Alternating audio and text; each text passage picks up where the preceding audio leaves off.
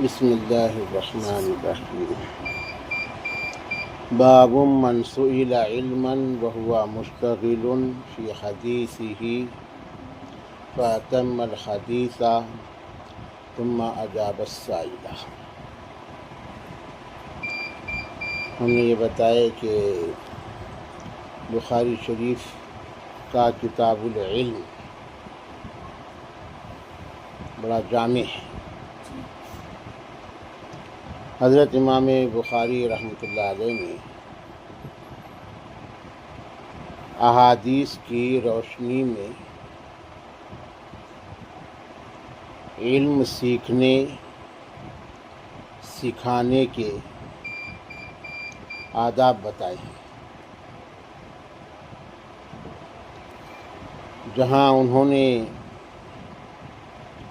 احادیث سے شاگردوں کے لیے کچھ اصول، ضابطے اور آداب اخذ کیے ہیں، وہیں اساتذہ، معلمین، مقررین، واعظین، ان کے لیے بھی بہت سارے اصول، ضابطے اور طریقے حضور پاک صلی اللہ علیہ وسلم کی حدیث سے اخذ کر کے، استنباط کر کے بتائے ہیں اور اسی پر عناوین قائم کیے ہیں۔ اب یہ جو عنوان ہے یہ معلمین یا واعظین و مقررین علماء کے لیے ایک اصول اور ادب بتایا گیا۔ حدیث کا مضمون الگ ہے اور اس حدیث سے امام بخاری نے جو اصول اور علم کا ادب اخذ کیا ہے وہ الگ ہے۔ اس حدیث سے یہ اخذ کیے کہ اگر کوئی عالم دین کسی شخص کو کوئی مسئلہ سمجھا رہا ہے پہلے سے، یا کوئی واعظ اور مقرر لوگوں میں کوئی دین کی بات پیش کر رہا ہے، یا کوئی استاد اپنے شاگردوں کو کوئی سبق سمجھا رہا ہے اور درمیان میں کسی نے کوئی دوسرا سوال کر دیا، تو اس عالم دین کو چاہیے کہ وہ اپنی جو جاری گفتگو ہے پہلے وہ پوری کرے، اس کی طرف متوجہ نہ ہو بیچ میں، پہلے اپنی وہ بات پوری کرے، اس کے بعد یہ سائل یعنی سوال کرنے والے کی طرف توجہ دے اور اس کی بھی بات سن کر اس کو بھی سمجھائے، لیکن پہلی بات کو ادھوری چھوڑ کر اس کی طرف توجہ نہ دے۔ یہ ایک اصول بتایا گیا۔ حدیث یہ ہے، امام بخاری رحمہ اللہ کہتے ہیں کہ ہم سے حضرت محمد بن سنان نے بیان کیا ہے، انہوں نے کہا کہ ہم سے حضرت فلیح نے بیان کیا ہے، اسی طرح محمد بن سنان نے کہا کہ ہم سے یہ حدیث حضرت ابراہیم بن منذر نے بھی بیان کیا ہے، اور انہوں نے کہا کہ ہم سے حضرت محمد بن فلیح نے بیان کیا ہے۔ حضرت محمد نے کہا کہ ہم سے یہ حدیث ہمارے والد محترم حضرت فلیح انہوں نے بیان کیا ہے۔ حضرت فلیح نے کہا کہ ہم سے حدیث کو ہلال بن علی نے بیان کیا ہے۔ حضرت ہلال نے حضرت عطا بن یسار سے نقل کیا ہے اور انہوں نے حضرت ابو ہریرہ رضی اللہ عنہ سے نقل کیا ہے۔ حضرت ابو ہریرہ رضی اللہ عنہ نے فرمایا بینما النبی صلی اللہ علیہ وسلم فی مجلس، اللہ کے نبی صلی اللہ علیہ وسلم ایک مجلس میں تشریف فرما تھے، یحدث القوم، وہ لوگوں کو دین سکھا رہے تھے، گفتگو کر رہے تھے لوگوں سے، دینی گفتگو لوگوں سے فرما رہے تھے۔ جاءہ اعرابی، اتنے میں ایک دیہاتی صحابی آ گئے۔ دیہات کے لوگ بھولے بھالے ہوتے ہیں پہلے سے، وہ زمانہ تھا جب ہر طرف دیہات کے لوگ بھولے بھالے ہوتے تھے شہر کے لوگوں کے مقابلے میں۔ آج تو دیہات کے لوگ بڑے چاپٹر ہو گئے، شہر والوں سے زیادہ ہوشیار ہو گئے، لیکن پہلے بھی دیہات کے لوگ، شہر کے لوگ، دیہات کے لوگ ہوشیار ہوتے تھے لیکن بھولے ہوتے تھے۔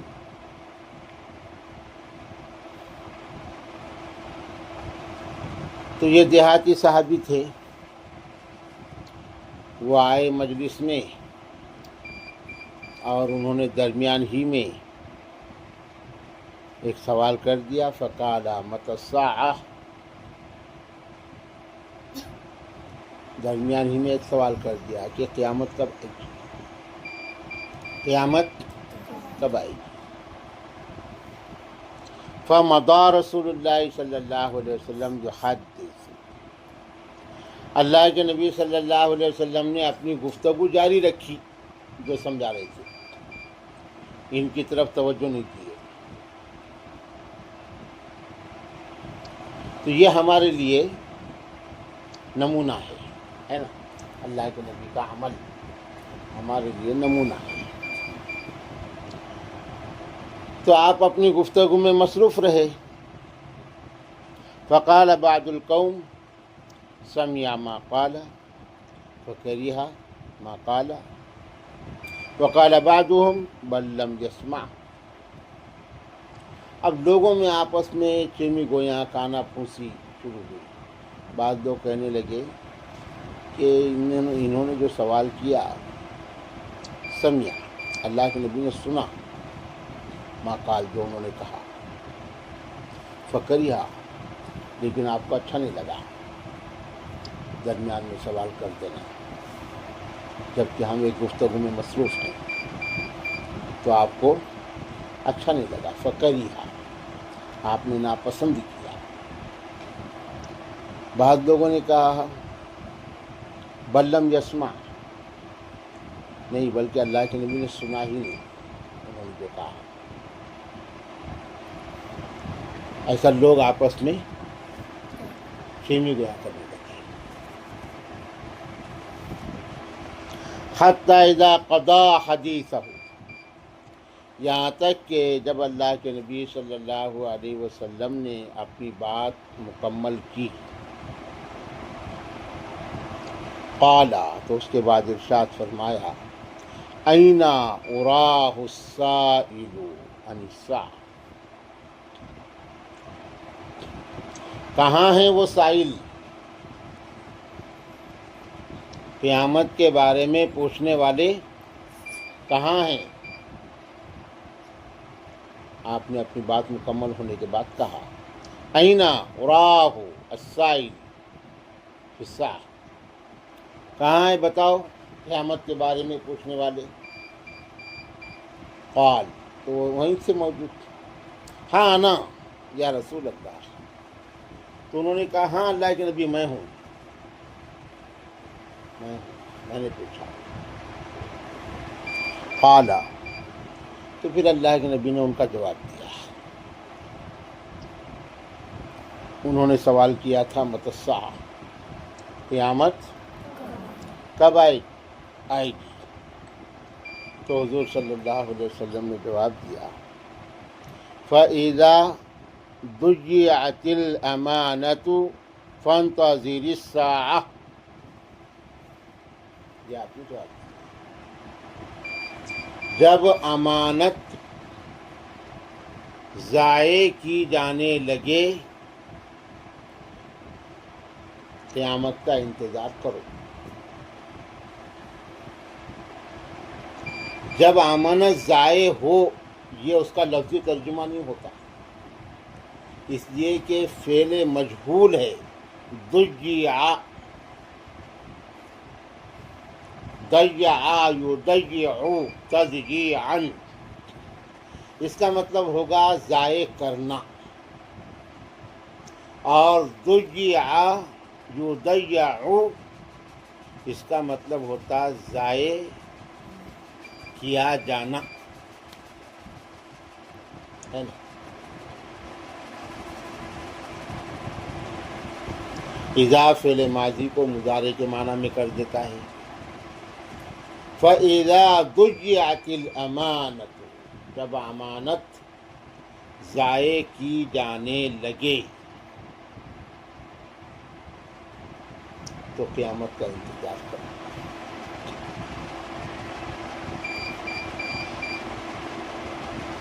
پہلی بات تو یہ ہے کہ امانت کیا ہے؟ امانت کیا ہے؟ اس حدیث کی روشنی میں امانت کس کو کہتے ہیں؟ کیا اس حدیث کی روشنی میں امانت کا کیا مطلب ہے؟ یہ پہلی چیز۔ دوسری چیز یہ کہ امانت کا ضائع ہونا کیا ہے؟ ضائع ہونے سے کیا مراد ہے، یا ضائع کیے جانے سے کیا مراد ہے؟ یہ دو سوال ہیں۔ چونکہ ہمارے اپنے عام سمجھ کے اعتبار سے امانت، جیسا تیرے پاس اس نے کوئی چیز رکھی، یہ تمہارے پاس رکھو سنبھال کے، میں بعد میں لوں گی، تو اس کو امانت بولتے ہیں، ہے نا، اس کو امانت کہتے ہیں۔ اور اس کا مفہوم اگر وسیع ہوا ہمارے پاس، تو اس نے تیرے پاس کچھ بولی کسی کے بارے میں، تو وہ تیرے پاس امانت ہے، تیرا کام ہے کہ وہ بات تمہیں کسی کو نہیں بولنا۔ اس نے تیرے اوپر بھروسہ کر کے وہ بات آپ سے کہا، ہے نا، بھروسہ کر کے، گویا وہ بات آپ کے پاس امانت ہے۔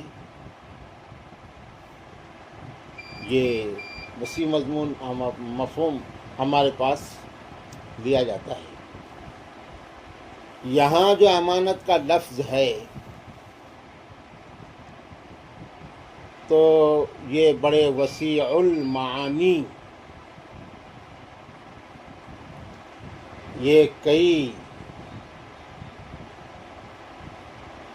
اعلیٰ مقاصد کو مشتمل ہے،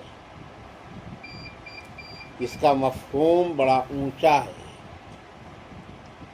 اور اسی مفہوم میں امانت کا لفظ قرآن کریم میں استعمال ہوا ہے۔ اللہ تعالیٰ نے ارشاد فرمایا، اِنَّا عَرَضْنَا الْأَمَانَةَ عَلَى السَّمَاوَاتِ وَالْأَرْضِ وَالْجِبَالِ، ہم نے امانت کو پیش کیا ہے آسمانوں پر، زمینوں پر، پہاڑوں پر۔ یہ اللہ کی بڑی بڑی مخلوقات ہیں،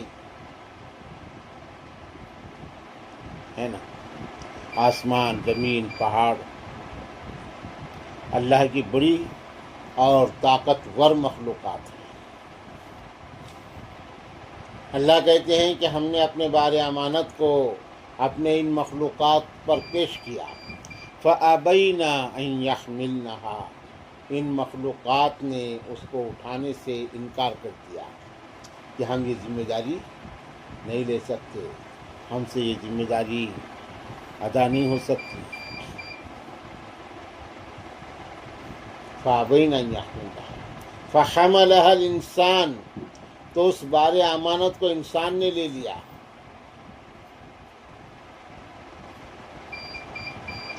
إِنَّهُ كَانَ ظَلُومًا جَهُولًا، اللہ کہتے ہیں کہ انسان بڑا نادان اور انجانا ہے۔ یہاں ظلوم اور جہول کے معنی حالانکہ دونوں مبالغے کے صیغے ہے۔ ظلوم کا لفظی ترجمہ ہوں گا بڑا ظالم، اور جہول کا لفظی ترجمہ ہوں گا بڑا جاہل، لیکن یہاں ظالم اس معنی میں استعمال نہیں ہے، یعنی دہشت گرد، اور جاہل اس معنی میں استعمال نہیں ہے، بالکل بے علم ناخواندہ نہیں، بلکہ یہاں اس معنی میں استعمال ہے کہ انسان اپنے انجام اور اس بار امانت کے تقاضوں سے کما حق ہو شاید واقف نہیں ہے، بھولا بھالا ہے، انجانا ہے، اس نے یہ بار امانت کو اٹھا لیا۔ تو یہ کیا ہے امانت؟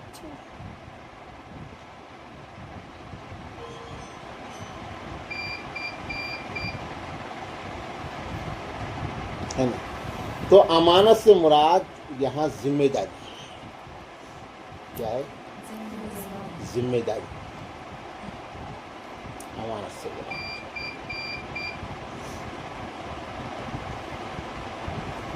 تعمیر انسانیت کی ذمہ داری،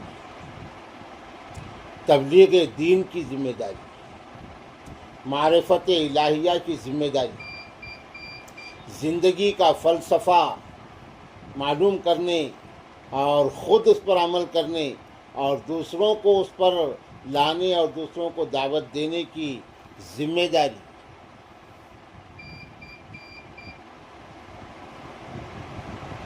اور انہی ذمہ داریوں کا نام ہے، ذمہ داریوں کو صحیح ادا کرنے کا نام ہے علم،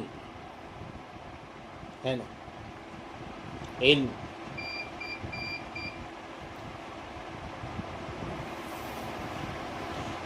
یہ ذمہ داری ہے۔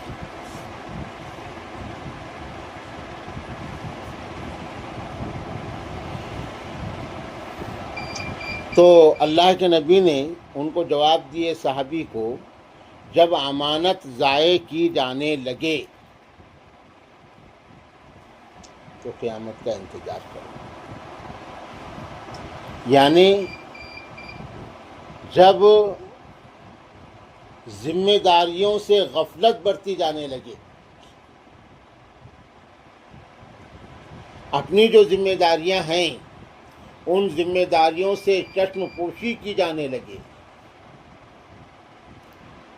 اپنی ذمہ داریوں کو طبقاتی اعتبار سے انسان ادا نہ کرنے لگیں، علماء اپنی ذمہ داریوں کو ادا نہ کریں، مالدار اپنی ذمہ داریوں کو ادا نہ کریں، طاقتور اپنی ذمہ داریوں کو ادا نہ کریں، سیاسی قائدین اپنی ذمہ داریوں سے سبکدوش ہو جائیں یا دور ہو جائیں۔ ہر ایک کی اپنی ذمہ داری ہے، اور ہر ایک اپنی ذمہ داری کو اگر چھوڑ دے گا تو کیا ہوگا؟ اسی کا نام قیامت ہے نا۔ اب مثال کے طور پہ ہمارا اپنا ادارہ ہے، معلمات کی اپنی الگ الگ ذمہ داریاں ہیں، نصاب کے اعتبار سے الگ الگ کتابیں، مدرسے کے انتظامی لائن کے اعتبار سے الگ الگ ذمہ داریاں، کسی کی ذمہ داری صاف صفائی کی نگرانی کرنا ہے، کسی کی ذمہ داری بچوں کو کھانا کھلانا ہے، کسی کی ذمہ داری بچوں کو سلانا اٹھانا، اور کسی کی ذمہ داری مطبخ کی نگرانی کرنا، کسی کی ذمہ داری بچوں کے سامان اور بچوں کے جسمانی اور روحانی صاف صفائی کی طرف توجہ دینا۔ یہ الگ الگ ذمہ داریاں ہیں، اور بچوں کی اپنی ذمہ داریاں ہیں۔ اجتماعی اعتبار سے مدرسے کے انتظامی لائن کی ذمہ داریاں ہیں، صاف صفائی کی، اس کی فلاں فلاں، اور تعلیمی اعتبار سے کلاس کے حساب سے اپنی اپنی ذمہ داریاں ہیں، کتابوں کی پڑھنے کی، یاد کرنے کی، لکھنے کی۔ اگر یہ سب بچیاں اور باجیاں اپنی ذمہ داریوں کو چھوڑ دیں گے تو پورا نظام درم برم ہو جائے گا۔ اسی کا نام قیامت ہے نا؟ سسٹم کا ٹوٹ جانا ہے، نظام کا دھرم برم ہو جانا، اسی کا نام قیامت ہے نا. اذا الشمس كورت واذا النجوم انكدرت واذا الجبال سجرت واذا العشار عطلت واذا الوحوش حشرت واذا السماء كشطت واذا الجحيم سعرت واذا الجنة ازلفت علمت نفس ما قدمت واخرت. یہ قیامت ہے. آسمان پھٹ جائے گا، ستارے ٹوٹ جائیں گے، چاند سورج اپنی جگہ چھوڑ دے گا، زمین میں زلزلہ آ جائے گا، یعنی کائنات کے قدرتی چیزیں اپنا کام کرنا چھوڑ دیں گی. اسی کا نام قیامت ہے نا. انسانی آبادی میں انسانوں کے طبقات اپنی ذمہ داریوں کو یا تو چھوڑ دیں گے یا برابر ادا نہیں کریں گے، یا پھر ایک دوسرے کی ذمہ داریوں میں دخیل ہو جائیں گے. جس کی جو ذمہ داری نہیں ہے وہ کام کرنے لگ جائے گا. ان تمام چیزوں کا نام ہے امانت کا ضائع کرنا. تو نتیجے میں قیامت برپا ہو جائے گی، ہے نا. یہی قیامت کے آثار ہیں. اب تو اللہ کے نبی نے فرمایا ایسی صورتحال جب ہو جائے تو تم نے قیامت کا انتظار کرنا کہ اب قیامت آنے والی ہے، اس لیے کہ ذمہ داریوں کا احساس ختم ہو گیا ہے نا.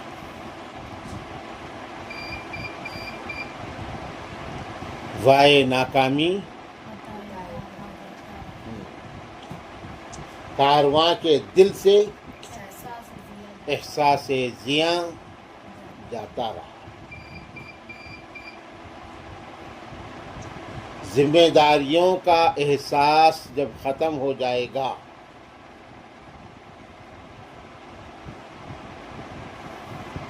اور ذمہ داریوں کو نبھانے کی جن کے اندر اہلیت نہیں ہے، ایسے لوگ ذمہ داریوں کو ہاتھوں میں لینے لگیں گے تو یہ بھی ذمہ داری کے احساس کا فقدان ہے.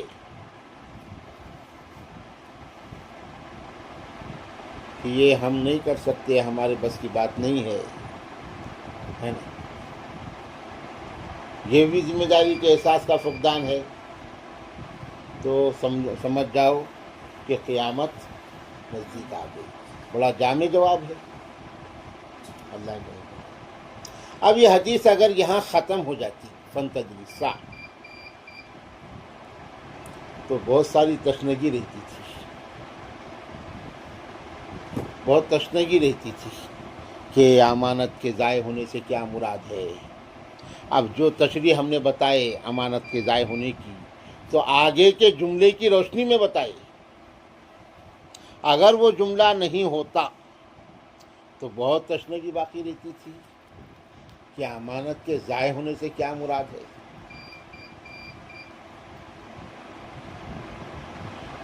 لیکن صحابہ کرام رضی اللہ تعالی عنہم اجمعین کا اس امت پر بڑا احسان ہے. ان کے احسانات کو ہم نہ فراموش کر سکتے ہیں اور نہ نظر انداز کر سکتے ہیں. ہم کو اللہ کا دین صحابہ کرام کی ہی برکتوں سے ملا ہے نا. ایک ایک چیز اللہ کے نبی صلی اللہ علیہ وسلم سے پوچھ کر اور مکمل اس کی وضاحت لے کر ہم تک پہنچائی گئی.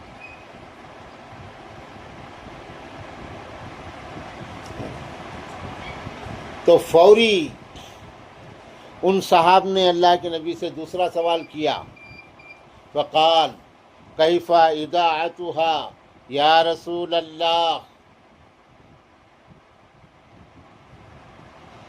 اللہ کے نبی اس کو ضائع کرنے سے کیا مراد ہے؟ ہاتھ سے مراد امانت، اذاعت یعنی ضائع کرنا، کیف اذاعتها،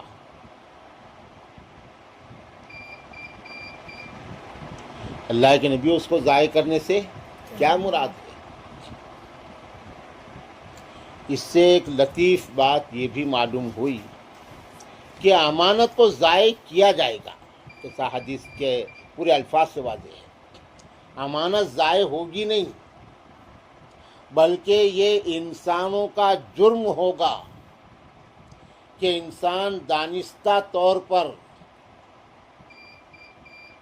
امانت کو ضائع کریں گے، یعنی ذمہ داریوں سے ایک تو چشم پوشی کریں گے، جو اچھے لوگ ہیں، جو ذمہ داریاں نبھانے کی صلاحیت، قابلیت، علم رکھتے ہیں، اور وہ اپنی ذمہ داریوں کو نہیں نبھائیں گے، اور جن لوگوں کو وہ ذمہ داری ادا کرنے کا علم نہیں ہے، وہ لوگ اپنے ہاتھوں میں ذمہ داریاں لے لیں گے۔ تو مطلب انسانوں کا قصور ہوگا، امانت ضائع ہوگی نہیں، امانت ضائع کی جائے گی۔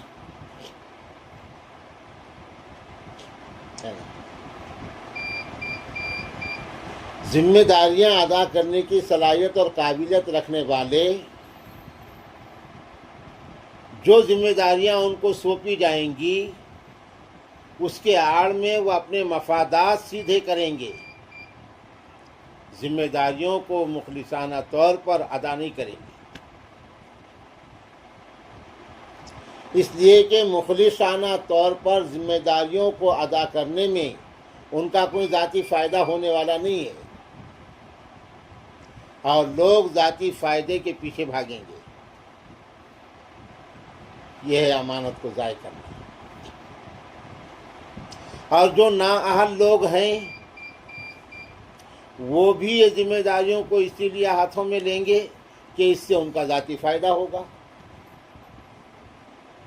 ان کا بھی۔ یہ ہے امانت کا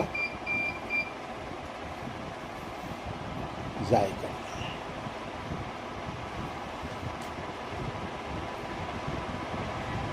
کیا سمجھ میں؟ دوسری بات یہ کہ جو لوگ مخلص ہوں گے، ذمہ داریوں کے ادا کرنے کا علم رکھتے ہوں گے، صلاحیت ہوگی، قابلیت ہوگی، لیکن ان کا بیک گراؤنڈ کمزور ہوگا، ان کا بیک گراؤنڈ کمزور ہوگا، ان کے ساتھ میں افرادی قوت نہیں ہوگی، کیونکہ وہ خوددار ہوں گے، وہ تملق مزاج نہیں ہوں گے، وہ چاپلوسی کرنے والے نہیں ہوں گے، اور لوگ جو ہے ہاں جی پر جمع ہوتے ہیں تو وہ اپنی جگہ بیٹھیں گے، قابلیت صلاحیت ہوگی مگر وہ ان کے اندر چاپلوسی نہیں ہوگی، وہ اپنی جگہ ہوں گے، اور نااہل لوگ ان کا بیک گراؤنڈ طاقتور ہوگا، یا پھر وہ تملق مزاج ہوں گے، چاپلوس قسم کے ہوں گے۔ ایک یہ چیز وجہ بنے گی نااہلوں کے ہاتھوں میں کاموں کے آنے کی، اور دوسری وجہ ایک چیز یہ بنے گی کہ باپ قابل ہے، صلاحیت مند ہے، اچھا ہے، اور وہ اپنا ایک ادارہ لے کے چل رہا ہے، یا اپنی ایک تنظیم لے کے چل رہا ہے، کسی تنظیم کا ذمہ دار اور صدر ہے، یا کسی ادارے کا ناظم اور مدیر ہے، کسی جماعت کا امیر ہے، اور یہ قابل ہے، لیکن بیٹا نکما ہے، نااہل ہے، سسٹم بن گیا، باپ کے بعد بیٹا جو ہے وہ ساری چیزوں پر قابض ہو گیا. یہ اسلام کا اصول نہیں ہے. وراثت دینی اس سسٹم میں اور دینی نظام میں وراثت نہیں چلتی. ادارے کی ذمہ داری ہو یا کوئی دینی تنظیم کی ذمہ داری ہو، دینی جماعت کی ذمہ داری ہو، یہ پراپرٹی نہیں ہے. یہ پراپرٹی نہیں ہے، جائیداد نہیں ہے کہ باپ کے مرنے کے بعد بیٹا اس پر قابض ہو جائے.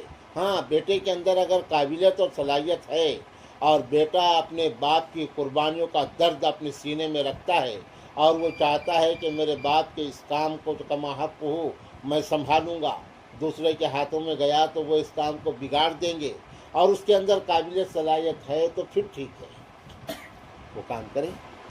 لیکن قابلیت صلاحیت نہیں ہے اس کے اندر، نکما ہے، اور محض وہ اپنے مفادات کے لیے اور اس سے اپنے فائدے حاصل کرنے کے لیے وہ اس پر قابض ہوا ہے، اور آج وہی ہو رہا ہے. تو یہ وراثت کے جیسا ہو گیا. وراثت میں ملی ہے انہیں مسند ارشاد. آج جو ہے اسی راستے سے، طریقے سے شاہین کی جگہیں کووں کے حصوں میں آ رہی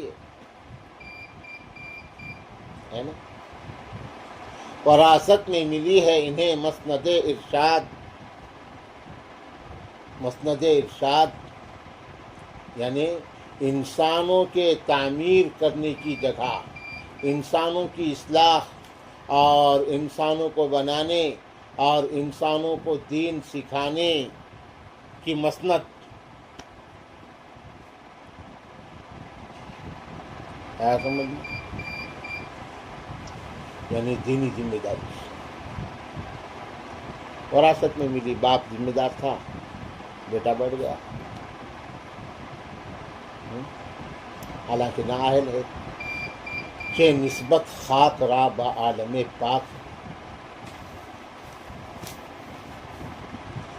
حضرت مولانا محمد الیاس رحمۃ اللہ علیہ، انہوں نے اپنے درد سے اور کڑھن میں، امت کے درد میں کام شروع کیا. اللہ نے ان سے کام لیا، عمومی کام، عام مسلمانوں میں بنیادی اعتبار سے دین زندہ ہو جائے، دین پیدا ہو جائے. اللہ نے ان سے کام لیا. ان کے بعد ان کے بیٹے قابل تھے، صلاحیت مند تھے، وہ بھی اپنے سینے میں امت کا درد رکھتے تھے. تو اس وقت کے بڑے علماء نے ہی یہ چاہا تھا. حضرت مولانا زکریا رحمۃ اللہ علیہ، حضرت مولانا منظور نعمانی رحمۃ اللہ علیہ، اور ان جیسے بڑے اکابر جو اس وقت زندہ تھے، انہوں نے یہ چاہا کہ مولانا محمد الیاس رحمۃ اللہ علیہ اب علیل ہو چکے ہیں، بستر علالت پر حضرت ہیں، اب یہ کام پھیل چکا ہے، بڑی ذمہ داریاں ہیں اس کام کو سنبھالنے کی، اور ہماری اپنی ذمہ داریاں الگ ہیں، مدارس کے لائن کی اور دیگر لائن کی. اب اس کام کے لیے یوسف بڑے موزوں ہیں، لیکن یوسف کی اس کام کی طرف جیسی توجہ ہونا چاہیے نہیں ہے. وہ سست نہیں ہے، قائل نہیں ہے، نااہل نہیں ہے، مگر ان کی زیادہ توجہ تدریس اور تعلیم کی طرف ہے. بہت قابلیت تھی مولانا یوسف رحمۃ اللہ علیہ. حیات الصحابہ عربی میں لکھے تھے، ان کی تھے، عربی میں لکھی ہوئی تھی، اس کا ترجمہ ہوا بعد میں، 2 جلدوں میں عربی اپنے پاس ہے. منتخب احادیث عربی میں مولانا یوسف رحمۃ اللہ علیہ نے لکھی ہوئی کتاب ہے، عربی تھی، بعد میں اس کا ترجمہ ہوا. بڑی قابلیت تھی، لیکن ان کا میلان نہیں تھا اس طرف. مولانا الیاس رحمۃ اللہ علیہ بڑے متفکر تھے کہ ہمارے بعد اس کام کو سنبھالنے والے کھڑے ہو جائیں، ہے نا، کون سنبھالے گا؟ کون سنبھالے گا؟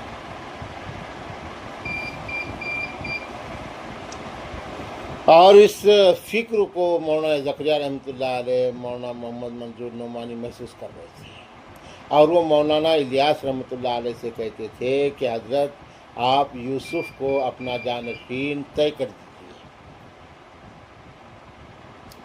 دیجیے۔ حضرت بولتے تھے کہ یوسف کا میدان اس طرف نہیں ہے، اور یہ دونوں کا اصرار تھا کہ آپ طے کر دیجیے، یوسف سنبھال لیں گے۔ تو انہوں نے تیار کیے تھے مولانا الیاس رحمۃ اللہ علیہ کو۔ باپ نے اپنے بیٹے کو وراثت نہیں دیا تھا۔ ہمارے اکابرین بڑے تھے، بڑی سوچ تھی۔ جب وقت آیا، آخری مرحلہ آیا زندگی کا کہ مولانا الیاس رحمۃ اللہ علیہ کی روح قبض ہونے والی ہے، تو سوری تو روح قبض ہونے والی ہے، آخری مرحلہ۔ مولانا محمد منظور نعمانی، مولانا زکریا رحمۃ اللہ علیہ یہ موجود تھے۔ حضرت مولانا الیاس رحمۃ اللہ علیہ نے مولانا یوسف کو بلائی، مولانا یوسف کو بلائی، بیٹے کو بلا کے ایسا جی بھر کے دیکھا، مولانا یوسف کو دیکھا، غور سے دیکھا، ٹک ٹک دیدم، غور سے دیکھا، اور کہا یوسف ہم چلے، روح قبض ہو گئی، روح قبض ہو گئی۔ بس وہ لمحہ تھا، مولانا یوسف رحمۃ اللہ علیہ کے اندر مولانا زکریا کی پوری فکر اتر گئی۔ تو نے پی کتابوں سے، میں نے پی نگاہوں سے، فرق ہے بہت زاہد تیرے میرے پینے میں۔ نگاہوں سے بھی شراب پلائی جاتی ہے، آیا سمجھ؟ نگاہ مرد مومن سے بدل جاتی ہے تقدیریں۔ اقبال نے کہا، اقبال اپنے وقت کا کتب تھا،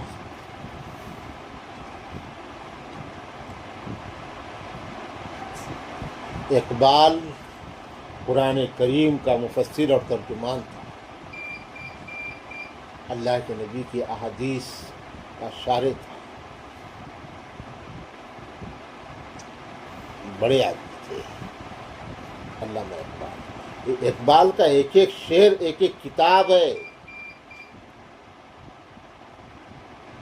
اقبال کا ایک ایک شعر ایک ایک کتاب ہے،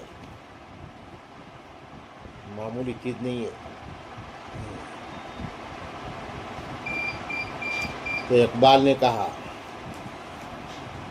نگاہ مرد مومن سے بدل جاتی ہے تقدیریں، نظر لگتی ہے،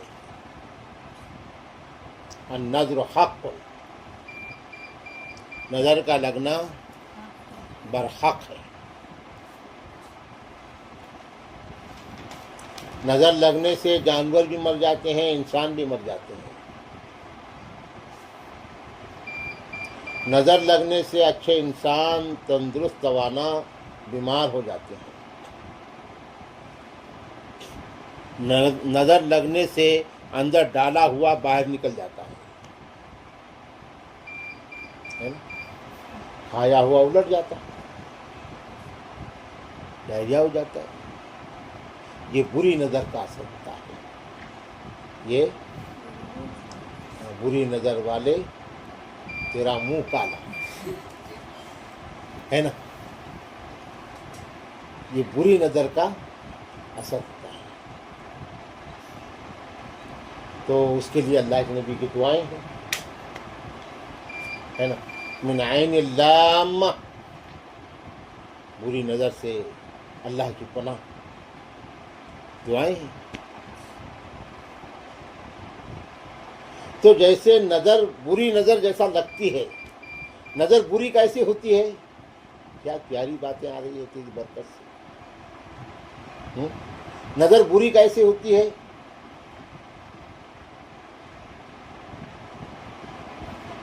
سوچ اور نیت سے. نظر بری کیسی ہوتی ہے؟ نیت سے، ہے نا. اندر کی سوچ سے نظر بری ہوں گی نا، اور نظر اچھی ہوں گی، ہے نا. اس لیے اس سوچ کو پاکیزہ کرنے کا نام تصوف ہے. اس سوچ کو صحیح کرنے کا نام تصوف ہے. انما الاعمال بالنیات، یہ ساری چیزوں کا مدار نیت پر ہے. اندر کی چیز پر ساری چیزوں کا مدار، اندر کا ارادہ اور اندر کی سوچ جیسی رہے گی اس پر عمل کا انحصار رہے گا، عمل کے صحیح اور غلط ہونے کا، عمل کے نتیجے کا دار و مدار اس پر رہے گا. آپ بری نیت سے دیکھ رہے ہیں تو اس کا اثر برا ہوتا ہے نا. اس کا اثر برا ہوتا ہے، غلط ہوتا ہے. تو کتنی طاقت رکھا اللہ نے انسان کی اچھی اور بری نظر میں، ہے نا. کتنی طاقت رکھا.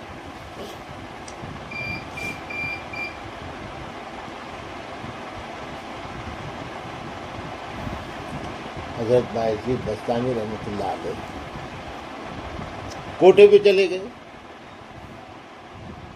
سب کے بس کی بات نہیں ہے. کوٹھے پہ چلے گئے. بایزید بستانی سلسلے نقش بندیہ کے امام، ہے نا.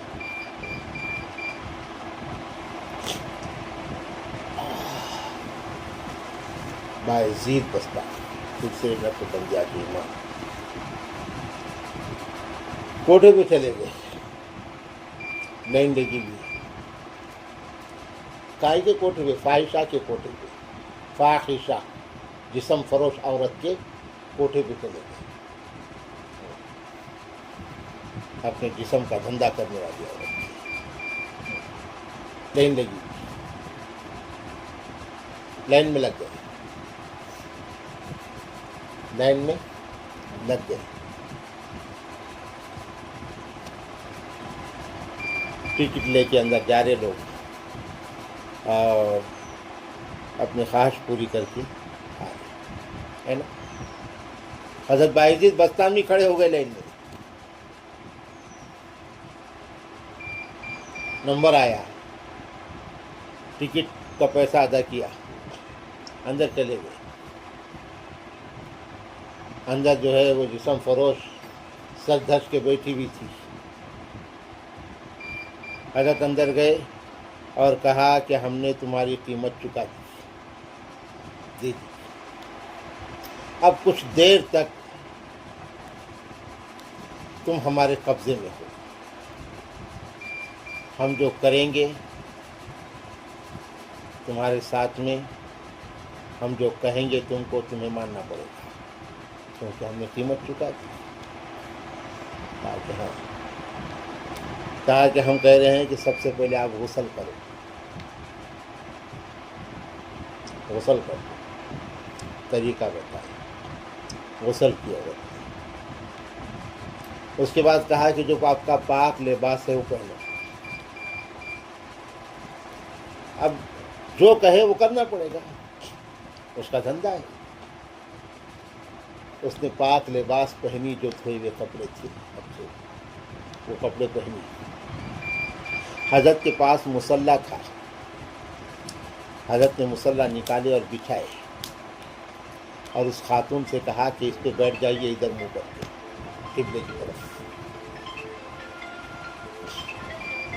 قبلے کی طرف منہ کر کے اس پہ بیٹھ جاؤ.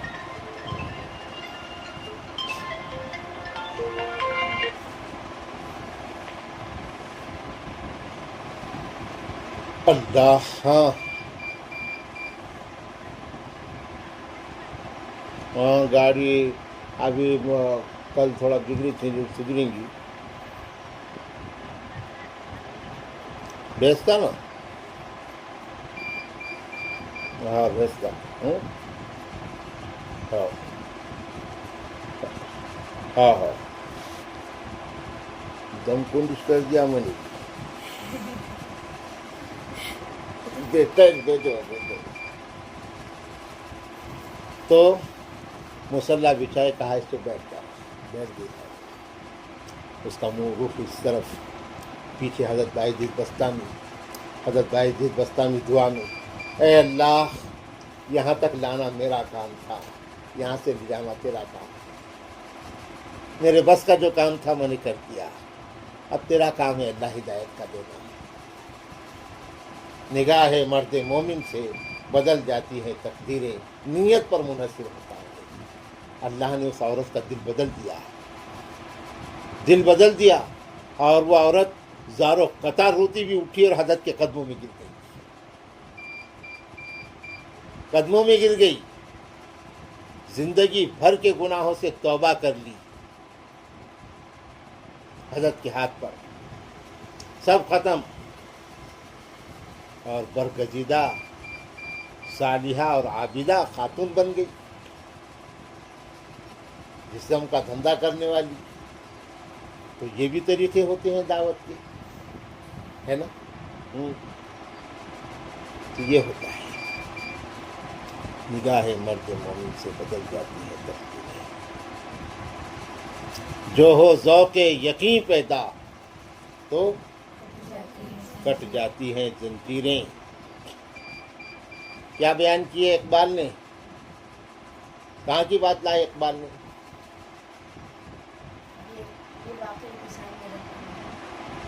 جو ہو ذوق یقین پیدا تو کٹ جاتی ہیں زنجیریں. زلیخا نے یوسف کو اندر لے کے گئی. یوسف قید میں تھے نا, یوسف قید میں تھے.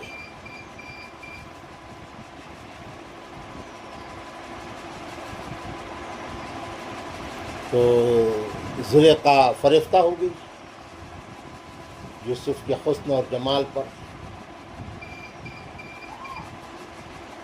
یوسف کے بے مثال حسن. اللہ نے آدھا حسن یوسف کو دے دیا تھا, آدھی خوبصورتی جو اللہ نے بنایا تھا اس میں کی آدھی خوبصورتی یوسف کو, اور آدھی خوبصورتی پوری دنیا کو دیا. تھوڑے خوبصورت ہوں گے. پھر ہمارے نبی کو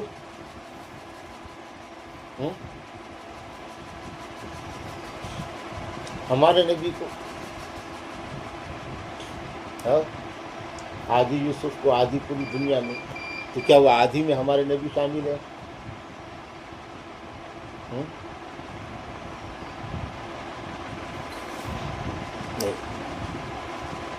وہ جو اللہ نے خوبصورتی بنایا تھا وہ ہمارے نبی کی ہی برکت سے بنایا تھا. سب سے پہلے مشیت کے انوار سے نقش روئے محمد بنایا گیا, پھر اسی نقش سے مانگ کر روشنی بزم کونوں مکان سجایا گیا.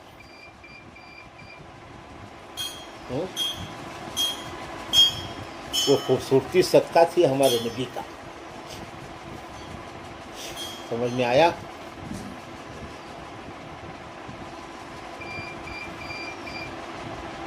حسن یوسف دم عیسیٰ ید بیدا داری. حسن یوسف دم عیسیٰ ید بیدا داری, آنچ خوباں ہما دارند تو تنہا داری.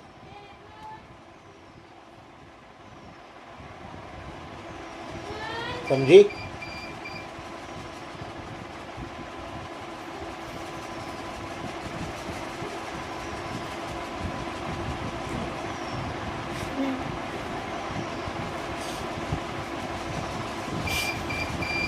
یوسف کی خوبصورتی، عیسیٰ کا دم،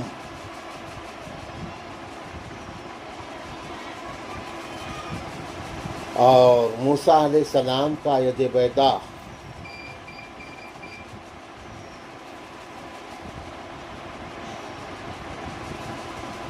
یہ ساری خوبیاں اپنی جگہ، لیکن محمد صلی اللہ علیہ وسلم کی خوبی اور آپ کا کمال وہ اپنی جگہ ہے۔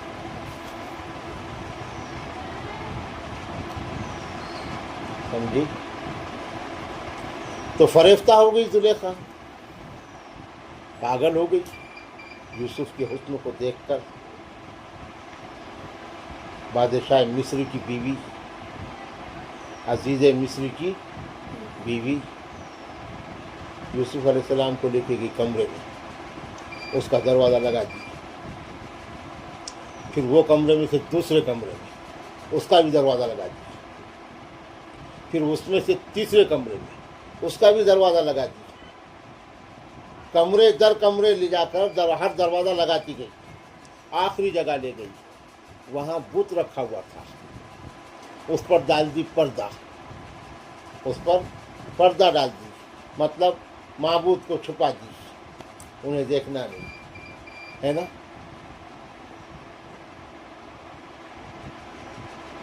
حدیث میں آتا ہے، تو قرآن کی آیت کا حصہ ہے، لولا ارا برہان ربہ، سورہ یوسف میں، اگر یوسف رب کی برہان نہ دیکھتے، ممکن ہے غلطی کر بیٹھتے، یہ ہے۔ تو بڑی تفسیریں ہیں مفسرین کی، اور رب کی برہان سے کیا مراد ہے؟ رب کی برہان، دلیل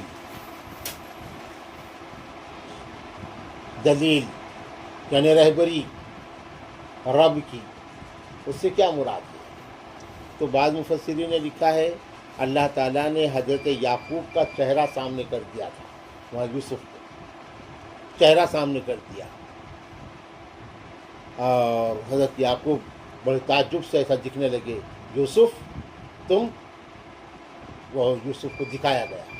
جیسے حضرت یوسف کی نظر پڑی تو یوسف علیہ السلام جو دروازے تھے اس طرف دوڑے، کلا کہتے ہوئے، کیا کلا یعنی ہرگز نہیں، یہ کہتے ہوئے دوڑے، تو زنجیر ٹوٹتی گئی اور دروازہ کھلتا گیا،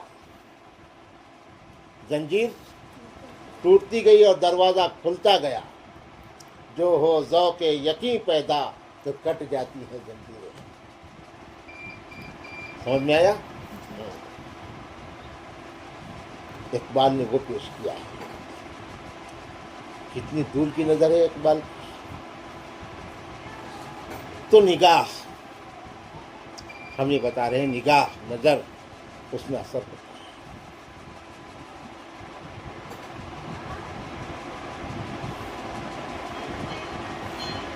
تو حضرت مولانا الیاس رحمۃ اللہ علیہ نے نظر کر کے دیکھا، کہا یوسف ہم چلے، اور انتقال ہو گیا۔ مولانا زکریا رحمۃ اللہ علیہ نے لکھا ہے، بس اس نظر میں حضرت الیاس رحمۃ اللہ علیہ کے اندر کی کڑھن اور درد وہ پورا یوسف میں منتقل ہو گیا۔ اٹھ جائیں گے نظروں سے حجابات دو عالم، ایک سایہ دیوار قلندر سے گزر جا۔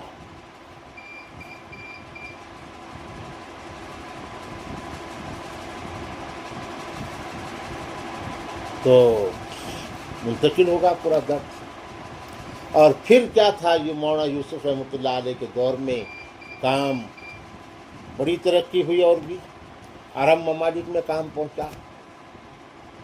مولانا یوسف رحمۃ اللہ علیہ 5-5 گھنٹے تقریر کرتے تھے، جیسا اردو میں ویسا ہی عربی میں۔ ان کی تقریروں کی کتابیں ہیں اپنے پاس، مولانا یوسف رحمۃ اللہ علیہ، بڑا سیٹ ہے۔ اور جاندار تقریریں، مجھے ان کے تقریر میں حضرت شیخ عبد القادر جیلانی رحمۃ اللہ علیہ کی جھلک معلوم ہوتی ہے مجھے ان کی تقریروں میں. اور میں نے اپنا یہ تاثر بہت پہلے کہا تھا ان کی تقریریں پڑھ کے. تو یہی بات میں نے بہت بعد میں مولانا علیمہ کی کتاب میں پڑھا. مولانا علیمہ کہتے ہیں کہ مولانا یوسف کی تقریروں میں عبد القادر جیلانی کی جھلک معلوم ہوتی. تو بڑا گہرا علم بھی تھا ان کا. انہوں نے کام چلایا. وہ دنیا سے رخصت ہوئے اور انہوں نے اپنے بیٹے کو کام نہیں سونپا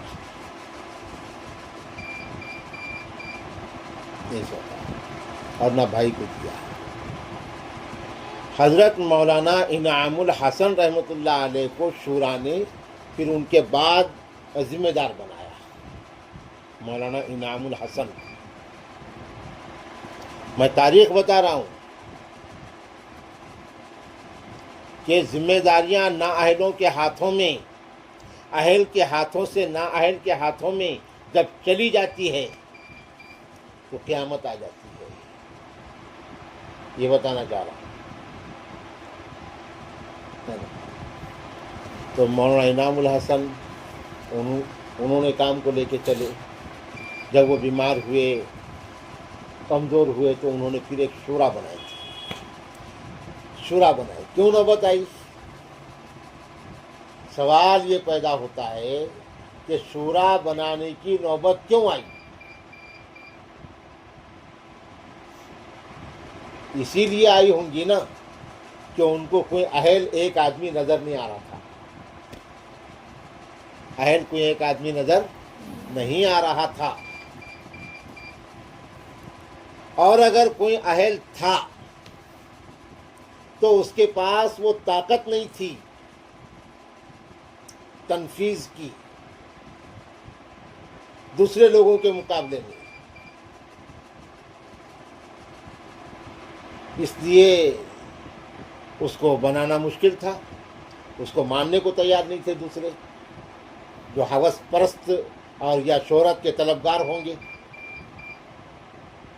اس لیے حضرت مولانا انعام الحسن رحمہ اللہ نے ایک شورا تشکیل دی تھی، مجلس شورا، اور فرمایا تھا کہ میرے بعد کام یا آپس کے باہمی مشورے سے چلانا. یہ بھی دین کا ایک طریقہ ہے. شورا ہم بینہم. چنانچہ بہت دنوں تک مولانا انعام الحسن صاحب رحمۃ اللہ علیہ کے بعد شورا کے توسط سے کام چلا. اس میں دنیا کے دیگر ممالک کے بھی ایک ایک لوگ تھے شورا میں، اور یہاں کے کچھ لوگ تھے. اتفاق سے شورا میں مولانا انعام الحسن صاحب نے مولانا سعد صاحب کو لے لیے تھے. مولانا یوسف کے لڑکے تھے. مولانا یوسف کے لڑکے تھے، ہے نا. تو حکمت کا تقاضا تھا ان کو رکھنا، ورنہ ذاتی اعتبار سے ان مولانا یوسف کے خاندان سے جو لوگ عقیدت رکھتے ہیں ان کو غلط میسج جائے گا، ہے نا. یہ جو ہے حضرت کے خاندان کو پیچھے کرنے کی کوشش کر رہے ہیں. اس لیے حکمت کا تقاضا تھا ان کو بھی رکھنا، ورنہ پھوٹ ہوں گی. تو ان کو بھی رکھ لیے تھے. اب شورا کے 2-3 لوگ ایک ایک کر کے دنیا سے چلے گئے. پڑوسی ملک کے مولانا عبدالوہاب صاحب اور دیگر جیسا اور ہمارے یہاں کے لوگ ایک ایک کر کے چلے گئے. اب رہے 2-3 باقی. 2-3 باقی رہے تھے. مولانا عبدالوہاب صاحب کا تو آپ ہوا انتقال. 2-3 باقی رہے تو موصوف نے دعویٰ کر دی میں امیر ہوں. دعویٰ ٹھوک دیے میں امیر ہوں، کوئی مشورہ نہیں. ایسا نہیں کہ اب جو ہے امیر کی ضرورت ہے اور آج کے حالات میں ایک نقطے پر کام کو لانا ضروری ہے، چلو جو بڑے بڑے ذمہ دار پرانے جتنے باقی رہے ان کو بلائے، ایک مشورہ کرے، مشورے سے طے کرے. نہیں، دعویٰ ٹھوک دیے کہ میں امیر ہوں. اب اس میں بڑا اختلاف ہو گیا، لیکن انہوں نے اب میوات کے ادھر کے بہت سارے لوگوں کو اب اندھی تقلید اندھے لوگ کرتے ہیں. علماء نے تائید نہیں کیا آج تک بھی،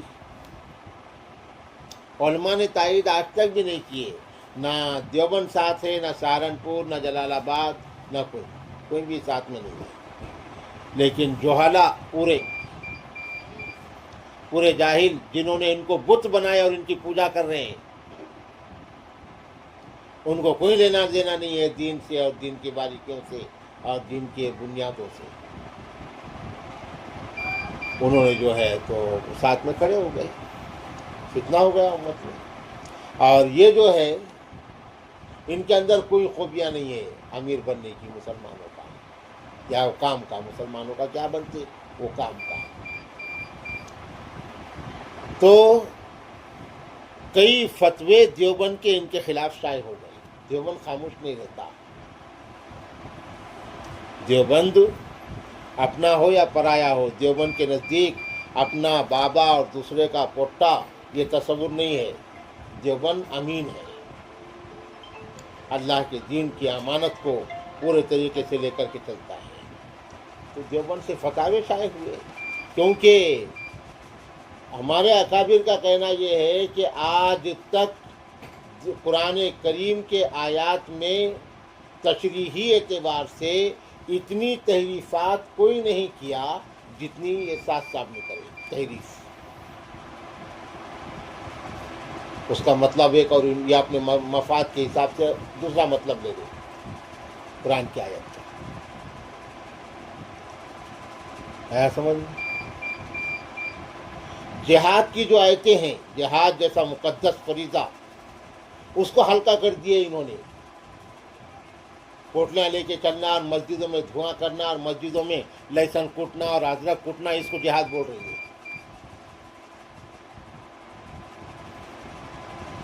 مسجدوں میں تکی اور مسجدوں میں پسرنا، اپنا رگاں ہوڑ کے، اس کو یہ جہاد بول رہی ہے. جہاد کی آیات کو اس پر منطبق کر رہے ہیں. یہ بہت بڑا جرم ہے. مولانا مودودی صاحب کی تفسیر کو ہم نے کنڈم کیے ہیں. وجہ کیا ہے؟ کہ وہ تفسیر کی رائے ہے، وہ اپنی رائے کو انہوں نے شامل کیے ہیں، جبکہ ان کے مقابلے میں ان کی تفسیر کئی درجہ بہتر ہے. اگرچہ کہ علماء دیوبند اس کو آج تک بھی تسلیم نہیں کیا ہے، مگر ان کی تو ایک دم گھٹیا باتیں ہیں قرآن کی آیات. تو نااہل کے ہاتھوں میں اللہ کے دین کا کام اور ذمہ داریاں ایک بڑے کام کی آ گئی، تو آج پوری امت میں کھلبلی ہے اور خرابیاں پیدا ہو رہی ہیں، خرابیاں پیدا ہو رہی ہیں. تو صحابی نے پوچھا کیف اضاعتھا، امانت کا ضائع کرنا، اس سے کیا مراد ہے اللہ کے نبی؟ تو حضور پاک صلی اللہ علیہ وسلم نے ارشاد فرمایا اذا وسد الامر الى غیر اہلہ فانتظر الساعہ، جب کام نااہلوں کے ہاتھوں میں آ جائیں گے تو قیامت کا انتظار کرو. یہ ہے اضاعت الامانہ. سائیکل کا میکانک کار سدھارنے لگ جائے گا، کار کی تو قیامت آ گئی. ہاں لیکن ہیلی کاپٹر کا ڈرائیور جہاز چلانے لگ جائے گا. لوگوں کی تو قیامت آ گئی. اس کو بولیں گے نااہلوں کے ہاتھوں میں وراثت میں ملی ہے انہیں مسند ارشاد، زاغوں کے تصرف میں عقابوں کے نشے من. زاغ یعنی کوے، زاغ عقاب شاہین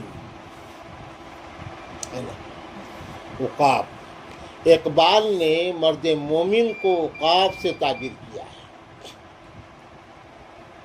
عقاب، شاہین. کیوں؟ اس کی کچھ خوبیاں ہیں.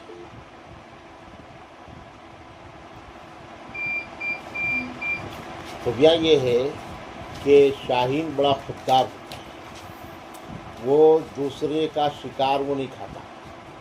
شاہین اس کو بھروسہ نہیں ہوتا کیسا ہے. شاہین خود کا شکار کیا ہوا کھاتا ہے.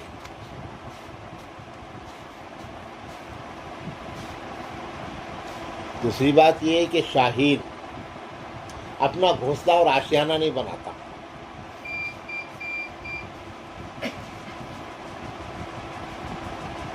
گھونسلہ آشیانہ نہیں بناتا. اس کو معلوم ہے کہ ایک جگہ ہم کو بیٹھنا نہیں ہے.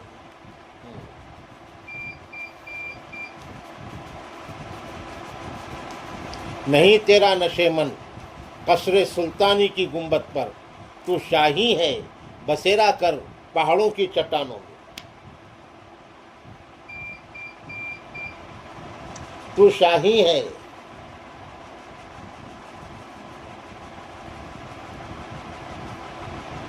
پرواز ہے کام تیرا.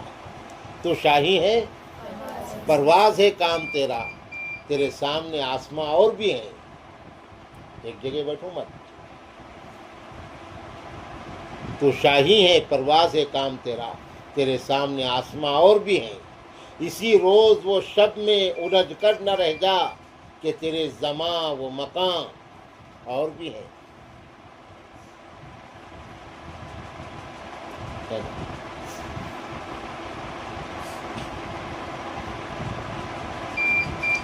پلٹنا جھپٹنا، جھپٹ کر پلٹنا.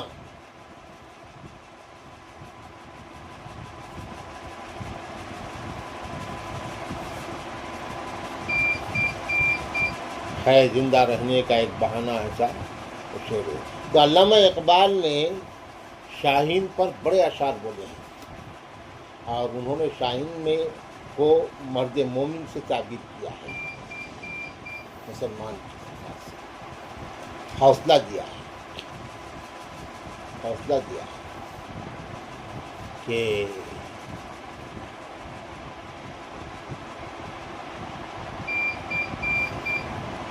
رکابی روح جب بیدار ہوتی ہے جوانوں میں، نظر آتی ہے ان کو اپنی منزل آسمانوں میں. ایسا تو زاغ کے معنی کوا اور شاہین کے معنی یہ بلند پرواز پرندہ. تو اقبال کہتے ہیں وراثت میں ملی ہے انہیں مسند ارشاد، زاغوں کے تصرف میں عقابوں کے نشے. عقابوں کی ٹھہرنے کی جگہ وہ کووں کے ہاتھوں میں آ گئی. کیا ہوں گا؟ کوے مردار کھانے والے ہیں. جہاں مردار چیز پڑی ہوئی، چھوٹا بڑا جانور پڑا، سارے کوے جمع ہو جاتے، ٹھونگ مارنے لگ جاتے ہے نا.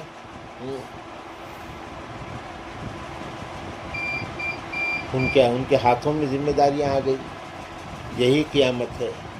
اذا وسد الامر الی غیر اہلہ، جب ذمہ داریاں نااہلوں کے سپرد ہو جائیں، فانتظر الساعہ، تو قیامت کا انتظار کرو.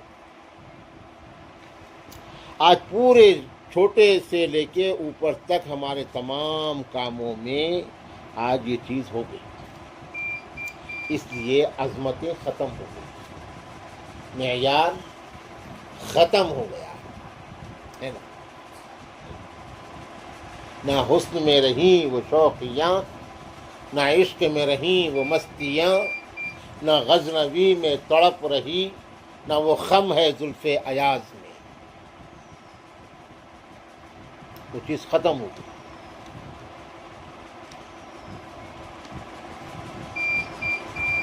اب اس پر جتنا بولا جائے اتنا کم ہے. بہرحال یہ حدیث کا مضمون ہے. اس حدیث سے حضرت امام بخاری رحمۃ اللہ علیہ نے جو باب قائم کر کے ثابت کیا ہے ایک علم کے سکھانے کا اصول، تو وہ بھی چیز کا ثابت ہو گئی کہ اللہ کے نبی صلی اللہ علیہ وسلم مجلس میں ایک مسئلہ سمجھا رہے تھے، کچھ گفتگو دینی کر رہے تھے، درمیان میں ایک صاحب نے سوال کیا، اللہ کے نبی نے ان کی طرف کوئی توجہ نہیں کی، اپنی بات کو مکمل کیا، اور بات مکمل ہونے کے بعد پھر آپ نے کہا کہ وہ کہاں ہیں وہ صاحب جو قیامت کے بارے میں پوچھ رہے تھے، تو وہ صاحب وہیں تھے، انہوں نے کہا کہ میں ہوں اللہ کے نبی، تو پھر آپ نے ان کی بات کا جواب دیا۔ اس سے ثابت یہ ہوا کہ عالم دین مجلس میں یا کسی شخص کو یا کہیں اور کوئی مسئلہ دین کی کوئی بات گفتگو کر رہے ہیں اور درمیان میں کوئی سوال کرے تو وہ اپنی بات کو پہلے مکمل کرے اور اس کے بعد یہ سوال کرنے والوں کا جواب دے۔ یہ ہے اصول تعلیم کا، تدریس کا، تقریر کا، وعظ کا۔ آیا سمجھ؟